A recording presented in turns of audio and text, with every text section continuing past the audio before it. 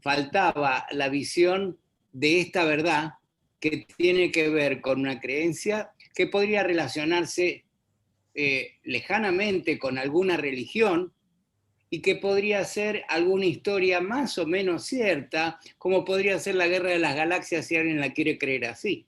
Pero lo cierto es que ahí podría haber alguna otra verdad que se relaciona con las creencias.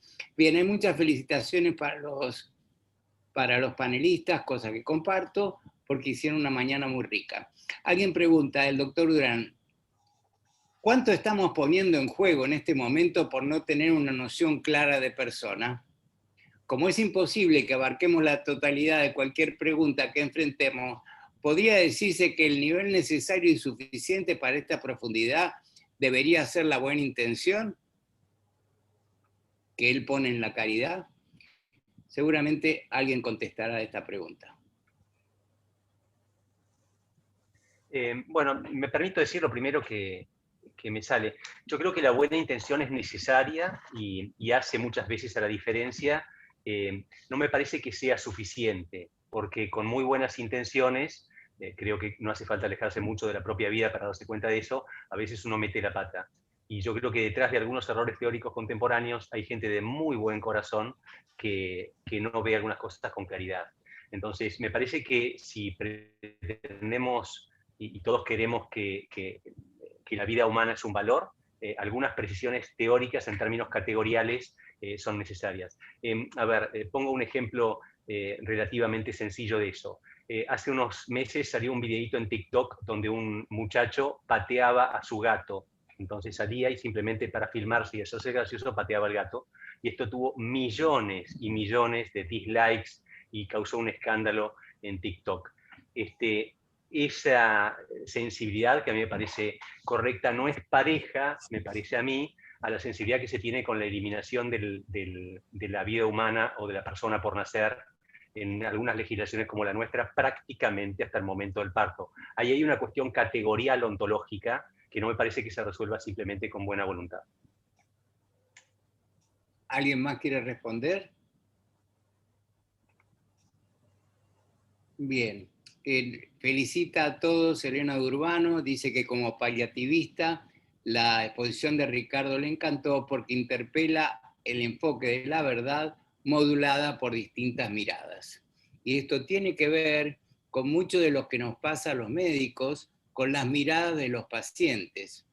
Porque la concepción de vida y la concepción de necesidad de tratamiento a veces enfrenta postura definitiva de los pacientes frente a eso.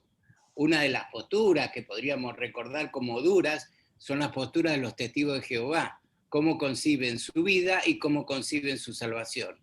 Que eso para los médicos en formación, para los más jóvenes, es casi un imposible frente al mandato de salvar la vida. Sin embargo, la definición de vida, lo que considera en verdad su vida el creyente, es esa verdad de la fe. No importa si la compartimos, lo importante es que él la comparte consigo mismo y que ese es su concepto de vida. Y ahí se abre, al aceptar eso, se abre un capítulo diferente que tiene que ver con las creencias y que tal vez no se relacione con la verdad, pero sí con el sentimiento, que en medicina es imposible olvidar porque son personas y no objetos a tratar, no robots. ¿Alguna otra conclusión que haya por ahí dando vuelta? Para el doctor Tager, ¿en los ensayos clínicos es relevante las variables socioculturales y económicas? Le pregunto por las estrategias de vacunación sobre COVID que consideran razones de edad, preexistencias, hasta un enfoque en los trabajos. Dice que hay algún correlato sanitario que tal vez no está contemplado. ¿Qué dice usted, doctor Tager? Creo que usted... Comento, primero, los ensayos clínicos se diseñan con población voluntaria que padece una determinada patología. En este momento, digamos, en la década del 60-70, los ensayos clínicos se restringían a instituciones académicas, de tal manera que eran muy poco representativos de la población de pacientes general. En este momento se hacen ensayos multicéntricos internacionales con múltiples instituciones universitarias y no universitarias. Nosotros hemos desarrollado, por ejemplo, un protocolo que estamos terminando sobre vitamina D en COVID, con hospitales municipales, algunas clínicas privadas, etcétera, etcétera. Es decir, que la población que se selecciona suele ser bastante heterogénea. En algunos países que tienen grandes diferencias raciales, caso de Estados Unidos, tiene que tener un balanceo entre los afrodescendientes, los latinos, etcétera, para tener conclusiones que se extiendan a la población general.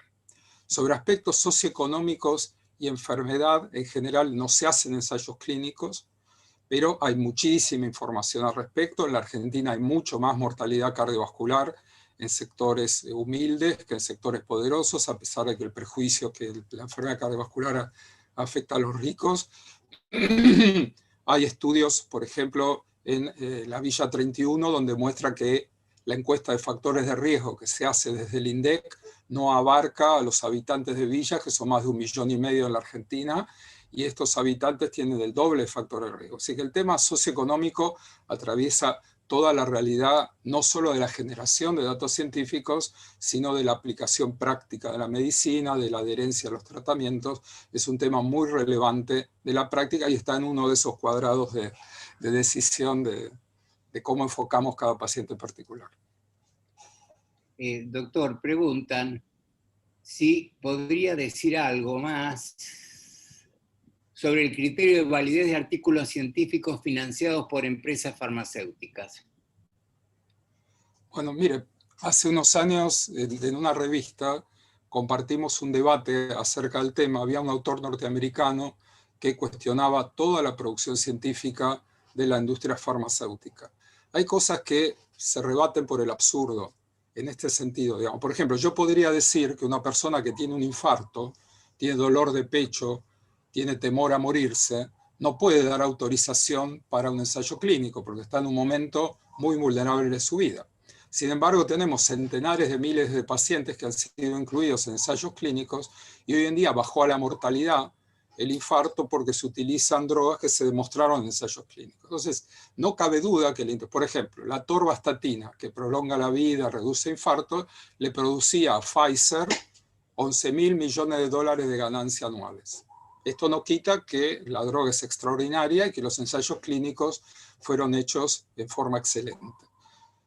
Creo que hay cuestionamientos a la verdad científica que genera la industria farmacéutica, pero hay grandes aportes. Ustedes podrían decir, yo no me vacunaría con la vacuna de Pfizer porque la generó un laboratorio multinacional norteamericano que busca ganancias, o uno lee los ensayos científicos y dice, la vacuna de Pfizer es buena o mala, dependiendo de cómo se evaluó científicamente, si eso tiene validez. Después dependerá cuánto ganan, cómo se regula.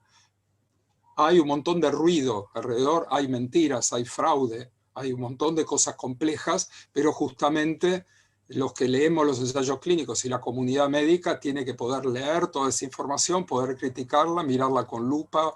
Se mostró el libro de Marcia Angel, que fue directora del New England Journal of Medicine, que ya cuestiona muchos aspectos de la industria, así que estamos todos muy preparados para mirar con lupa cada uno de los datos que da. Si nosotros miramos el artículo de Pfizer, lo leemos con ultracriticismo, esperamos que todas las agencias regulatorias midan minuciosamente qué es lo que resultó, y si sobrevive a toda esa crítica, creemos que es una verdad científica adecuada. Pero hay mucho ruido alrededor al respecto. Pero de ahí a decir nada de lo que se genera a través de la industria farmacéutica tiene sentido, no utilizaríamos Viagra.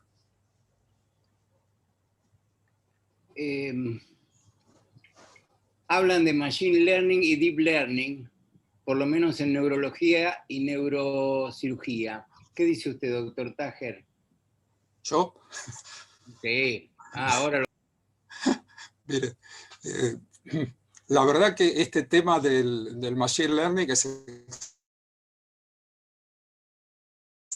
extraordinario, interpretamos electrocardiograma, pero yo creo, por ejemplo, que en muchas especialidades los robots nos van a superar ampliamente. Nosotros decimos que los médicos somos humanistas, pero una consulta de 5 minutos, en las cuales, que es habitual, en España la consulta promedio es 8 minutos, no es muy ventajosa respecto de, yo ni me acuerdo quién es el paciente, lo que toma, hasta que se saca la ropa, etc. Mientras que un robot con una cámara tendría toda la historia clínica en la cabeza, sabría si este paciente es viudo, sabría preguntarle por el nombre de los hijos, por el nombre del perro, si es que está incluido en la historia clínica, aliviarlo si le ve cara de miedo porque le puede reconocer el rostro. Así que estamos en un momento en el cual creo que va a haber una suma de medicina robótica. Creo que el aprendizaje automático de estos cerebros artificiales es extraordinario. Vimos lo que pasó con el Deep Blue y con las nuevas máquinas que le ganan a los ajedrecistas y a los grandes jugadores de Go aprendiendo solas. No cabe duda que van a ser grandes aportes al conocimiento médico también. Y hay mucho trabajo en eso. Todavía no está implantado, todavía no hay sistemas que atiendan pacientes. Se ha propuesto eso, el sistema inglés tuvo en evaluación una consulta automática con bots para consultas sencillas y tuvo todavía errores, pero no tengo ninguna duda que va a superar esos errores y que una parte de la medicina va a ser una medicina asistida por computadores y que una parte de la producción científica va a venir del deep learning. Sí. Gracias, doctor. Preguntan para el doctor Rabinovich, ¿no será que la ficción es signo de una verdad profunda? Dice Mariano. Sí, es una pregunta que tiene marca registrada de Mariano Asla, evidentemente, y que la agradezco muchísimo. Sí, en principio tendería a estar de acuerdo. Me imagino que es una pregunta retórica. En principio tendería a estar de acuerdo. Y me hacías pensar, porque vi primero la pregunta en el chat, hace poquito leí un trabajo muy interesante sobre los elfos en la medicina anglosajona. Cuando uno dice anglosajona ahora se creen que habla de Inglaterra, ¿no? Pero hubo una batalla en el año 1066, la batalla de Hastings, en que los anglosajones perdieron para siempre. Esto hay mucha gente que todavía no se enteró porque no lee el diario. Pero cuando uno habla de Inglaterra anglosajona, se refiere a la Inglaterra hasta 1066. Y esta idea de los elfos en la medicina, estaban muy, muy presentes los elfos como causa de enfermedades y como causa de curaciones. Ahora, uno dice, y esto, bueno, es una ficción, los elfos no existen. Primero, no me consta que no existan los elfos. Segundo, esto llevaba a veces a consecuencias jurídicas, porque podía suceder que alguien fuera, por ejemplo, acusado de entrar en connivencia con los elfos para generar enfermedades a otra persona.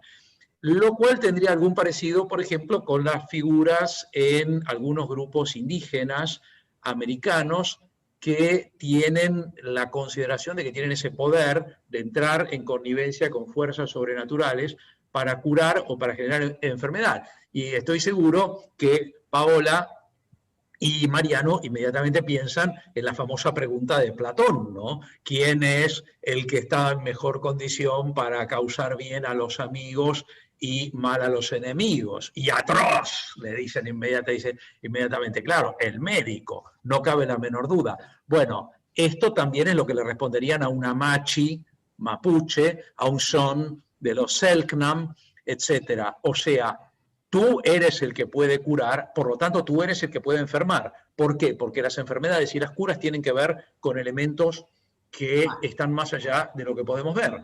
Entonces, sí creo que hay unas fronteras como las que puso maravillosamente Mariano en ese cuadro que eligió. Es muy difícil elegir un cuadro para un PowerPoint, no es algo fácil. Mariano lo ha hecho muy bien. Y esa frontera difusa, ¿no? Decir, bueno, ¿dónde termina lo ficticio? Yo a veces llego a la conclusión de que lo ficticio verdaderamente como tal no existe. O sea que uno siempre, cuando proyecta construcciones ficticias, lo hace a partir de su realidad, de su contexto y demás. El hecho de que, hace un ratito hablábamos de la Guerra de las Galaxias, de Star Wars, el hecho de que todo gira alrededor de una orden de caballeros, los Jedi, que se reúnen alrededor de una mesa redonda. Es chiquita la mesa, no importa, pero igual es redonda. Igual la reunión es redonda, que tienen una serie de códigos de conducta que la protagonista femenina es la princesa Leia, que la República tiene un Senado, que a Palpatine lo designan canciller, curiosamente, igual que a Hitler. Bueno, perfecto. O sea, a ver, a long, long time ago in a galaxy far, far away, or today, here and now. ¿Dónde está la cosa? Yo creo que toda ficción en el fondo es realmente una representación del mundo que viven quienes imaginan esa ficción. En última instancia, las ficciones hasta ahora no sabemos, ojalá algún día podamos hablar con los delfines, con las ballenas, ahí nos enteraremos de muchas cosas, pero por ahora parece que los únicos que construimos ficciones somos los seres humanos. De manera que la ficción como tal no existe, existe lo que surge en el ser humano. Y otro día debatiremos, como muy bien lo plantearon ustedes, sobre qué es el ser humano, que es una de las grandes preguntas que siguen sin respuesta. Gracias, Mariano. Ricardo, te pregunta Paola si la madrastra no es la madre vista por la hija adolescente. Bueno, está muy buena esa pregunta. Como nunca fui hija adolescente, y Paola seguramente sí, no tengo la empatía para responder a esto, pero es algo que algunas veces amigas, todas mujeres, me lo han planteado. Y pienso que es muy posible también. Pienso que es un personaje que se construye desde muchos lados, pero lo que siempre me llamó la atención es que realmente madrastras hubo muchísimas. Y de hecho, madrastras, hasta que mejora la técnica obstétrica, o vuelve a mejorar, porque parece que en la antigüedad era bastante buena, pero mejora la técnica obstétrica y las mujeres empiezan a dejar de morirse en los partos. Y aquí vuelvo al cine, en La decadencia del Imperio Americano hay un comentario espectacular que dice que esto ha sido lo que destruyó el matrimonio, porque los matrimonios eran antes hasta que la muerte nos separe y la muerte venía enseguida. Pero ahora resulta que la muerte no suele venir enseguida porque la mujer, hombre, no se muere en el parto y luego vuelve a tener un parto y tampoco se muere y demás. Entonces, claro, los matrimonios se hacen interminables. Pero ahí Mariano decía 20 años. Yo te voy al doble, Mariano. Yo veo y duplico el doble de años con la misma mujer, que está acá en el otro lado, así que por eso no voy a decir nada más que eso. Pero, aparte, realmente la quiero mucho. Pero la verdad es que las madrastras sí que existían, ¿no? Lo mismo que es muy común en los cuentos y demás que las mujeres se casen con el primo o los tipos se casen con la prima. Bueno, es que antes se casaban con el primo y con la prima, ¿no? De hecho, varias figuras nuestras de nuestra historia se casaban con la prima, se casaban con el primo. O sea, hay mucho de todo eso que nosotros decimos, uy caramba, qué imaginativo, ¿no? Imaginativos nada, están representando una realidad. Y por supuesto, el aspecto psicológico siempre está ahí presente. Gracias, Paola. Ricardo. Paola, ¿querés cerrar vos? Yo tengo después una presentación para el final y un anuncio para el próximo seminario. ¿Querés cerrar vos, Paola, por favor? Gracias. No sé por qué, yo soy muy charlatana, pero estas cosas solemnes me crispan un poco, así que por eso te cedí a vos ¿cómo se dice? El honor de abrir, pero bueno, ya me envalentoné. Yo creo que estoy muy contenta con cómo se ha desarrollado esto, ha sido un encuentro muy rico, puntos de vista distintos, he visto una enorme habilidad en plasmar en imágenes, por ejemplo, conceptos difíciles, ¿no? Evidentemente estamos rodeados de artistas, donde uno no se imagina. Creo que hemos visto un baile de conceptos, hemos pasado de la filosofía a la epistemología, a la ciencia, a la matemática, la biología y por supuesto la medicina. Y finalmente también un análisis sociológico del contenido de los cuentos y las películas. Quiero añadir así, de pasado, que ficción viene de facere, de hacer. Así que en el fondo la ficción es algo hecho, es una facción humana, con lo cual estoy totalmente en línea con lo que vos insinuaste, a pesar de que no he hablado con ballenas o delfines. Pero bueno, creo que hemos sacado un montón de elementos. De nuevo, esto no es conclusivo, sino al revés, más bien es una apertura. Me parece que nuestro diálogo se enriqueció de punto de vista con fundamento, no simplemente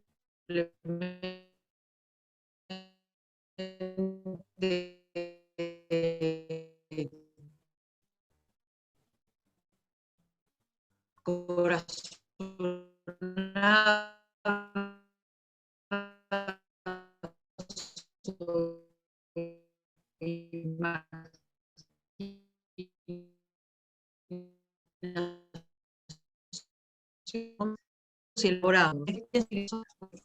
En este diálogo es muy sensato y sano al mismo tiempo. Creo que tenemos mucho camino por delante y frente a este problema de la pandemia, quizás se nos haya despejado un poco el terreno respecto de la famosa verdad científica. ¿A quién le tenemos que creer? ¿Qué cosa hay que usar? ¿Cómo se previene la enfermedad? ¿Tenemos que vacunarnos o no? ¿Cuáles vacunas vamos a elegir? Si es que pudiéramos elegir. Es decir, nos damos cuenta que el mundo es un mundo complejo y sin embargo hay luces en distintos costados, así que la persona atenta quizás tenga indicios mejores para orientarse con menos error en la vida y si tiene que orientar a otros para encaminarlo también en caminos un poco más seguros. Pero que la pregunta no se disipa nunca del todo. Y eso significa que nuestro conocimiento de la realidad y nuestra acción en la realidad tienen futuro. Muchas gracias a todos de nuevo y a todos los oyentes. Yo me voy a permitir un par de minutitos para mostrarles una cosa. En realidad, a mí me parece que todas las reuniones terminan con inconclusiones, porque dejan planteadas una serie de dudas que nos llevamos para razonar, reflexionar y madurar personalmente. Y eso es también en la búsqueda de la verdad. Porque acá, como dice don Heráclito, no hay nada permanente excepto el cambio, y hay que recordarlo, porque por eso estamos como estamos, cambiando continuamente, buscando un camino ético que nos muestre hacia dónde ir, buscar discernir la verdad y descartar errores en algo que debiera ser universal por la abstracción de principios. Sin embargo, se plantean una serie de dudas porque el deseo de saber desinteresado parece haber desaparecido. Muy buena la observación de Paola. Recordemos, con todo el escepticismo que pueda ser bueno o malo, cuál fue la gestión de las vacunas en el mundo y los intereses geopolíticos que se dibujaron, que todavía hoy no están resueltos, con vacunas que fueron aprobadas y desaprobadas en forma alternativa, y nos dejaron a nosotros como usuarios en una situación de indefensión, porque estamos orientados por móviles económicos y no de conocimiento. El conocimiento será del que lo quiso hacer, pero había algo económico que guiaba el por qué sí, el por qué no, y parte del apuro estaba motorizado por los intereses económicos. Y la mentira es algo que no es verdad, es una expresión o manifestación contraria a lo que se sabe, se siente o se piensa. Está diciendo lo que dijimos al principio sobre la verdad, pero en realidad lo que no es verdadero es dudoso o falso. Quien cree o sospecha que algo es falso en todo o en parte y oculta la realidad en forma parcial o total, promueve falsedades genuinas de forma consciente e intencionada. También vale para la ciencia. Quien aprueba sin saber o sabiendo que no es lo que tiene que hacer, está haciendo algo malo, no está haciendo algo bueno. Y acá aparece Pepe Grillo, que es nuestra conciencia, que nos dice que cabe revisar situaciones que comprometan valores y principios y comprendan derechos y obligaciones morales. Hay muchos campos donde esto se podría aplicar. Hoy vamos con la mentira y la verdad. Evitar dogmatismos o convalidar posturas a la moda propias de éticas cortesanas requiere humildad, prudencia, reflexión y paciencia. Y por supuesto, algo que nos permita aceptar que vamos a encontrarnos, si nos oponemos a lo que manda, vamos a encontrarnos con algunos disgustos. Paola me había sugerido que lo leyéramos juntos y acá está. Tato Pavlovsky dice esto en El Cardenal. Era un país curioso. La mayoría de la gente inteligente dependía de un grupo de idiotas. Era asombroso observar cómo este grupo supervisaba, controlaba y dirigía la suerte de los talentosos. Lo increíble es que el sector de los inteligentes, para contentar a los idiotas, comenzaron a empobrecer sus ideas porque el grupo de idiotas no las entendían. Poco a poco los talentosos comprendieron que la única manera de progresar en esa comarca era tratar de contentar a los idiotas, transformándose poco a poco en idiotas. Sigue un poquito más, me perdonan, y ya nos vamos. La idiotización de la comarca llegó lenta e inexorablemente. Lo curioso es que este proceso no fue percibido por los talentosos, de manera que la idiotización paulatina fue un proceso que algunos contemplaban incluso con alegría. Las ideas cada vez más idiotas de los talentosos producían enorme aceptación de parte de los idiotas, que premiaban a los talentosos idiotizados con cargos cada vez más prestigiosos. No sé la historia de dónde es, seguramente corresponde a la historia del mundo. Unamuno nos pedía que recordáramos que a veces el silencio es la peor mentira. Y esto es algo que desde el punto de vista profesional y científico debiéramos recordar. Lo que no es verdad no debiera ser promovido como tal. Y si hay alguna duda fundada, debe ser planteada debidamente. No es el insulto, es el diálogo. Decir que no a algo no es insultar a nadie, por lo menos entre personas de buena calidad. El resto, si uno discute con un oso o con un león, tal vez no pueda decir lo mismo. Para Ricardo y para los demás, consulté a todos, recorrí caminos y callejones sin salida, investigué obras literarias, oí voces de ángeles y lenguas de hombres, vi desesperar a hijos de la luz y de la oscuridad, y aún me pregunto si alguna vez la encontraré. Bob Dylan buscando la dignidad. Porque en realidad, la verdad es una asignatura pendiente que tenemos que resolver.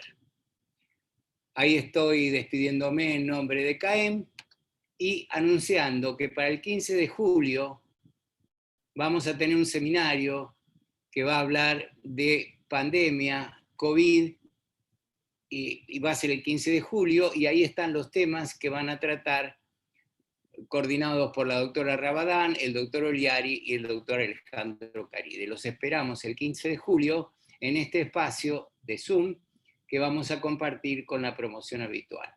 Yo les agradezco la mañana, les agradezco el tiempo, y la verdad que estoy muy conforme, y les anuncio que todo esto va a estar en el boletín probablemente antes de un mes, con todas las versiones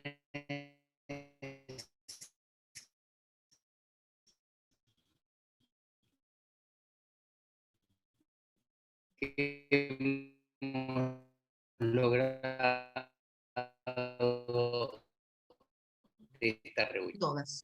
Comparando los cuadraditos, se resaltaba la precisión, la nitidez. Muy bueno. Muchas gracias a todos.